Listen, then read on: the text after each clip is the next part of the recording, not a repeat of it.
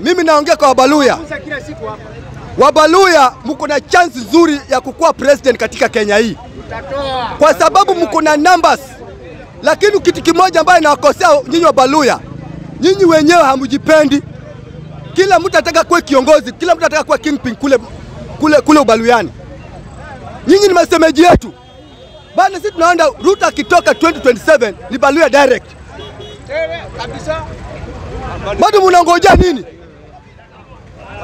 Muungane Wabukusu, sijui wa nini nasikia mko lugha kama 20. Muungane. Mkuwe na nguvu. Mushikane. Musupport Ruto. 2035 hii kura ni yenu.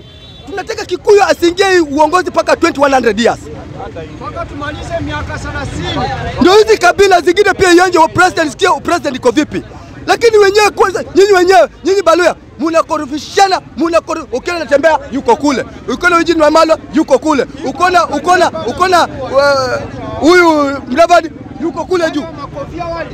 Kingpin yenu ni nani? Nyinyi wa Baluya. Tunataka leo kama tujaenda debe 2027. Tupatie msemaji ya Waluya tujue ni nani. Ili sasa akiongea akisema ni direction. Natembea ni mtu ambaye alikuja juzi. Mtu wa juzi unaweza kuweka vipi? Hata natembea kuweka na Orengo. Hao watu wawili nani aliingia mbele kwa siasa? Na Orengo ndio sasa anapigwa ngoto huko. Nikirudi kwa Orengo nasikia watu wanalaumu Raila, Raila Amolo Odinga ati Orengo alisema ukweli ati serikali. Wacha niwaambie. Hii serikali kama sisi Wajaluo tuko ndani ya serikali na kuna kitu nafanyika vibaya, tunataka tuseme nini? Tunataka watu tukosoe wa Kikuyu. Hao ndio hataki serikali, ndio tukosoe.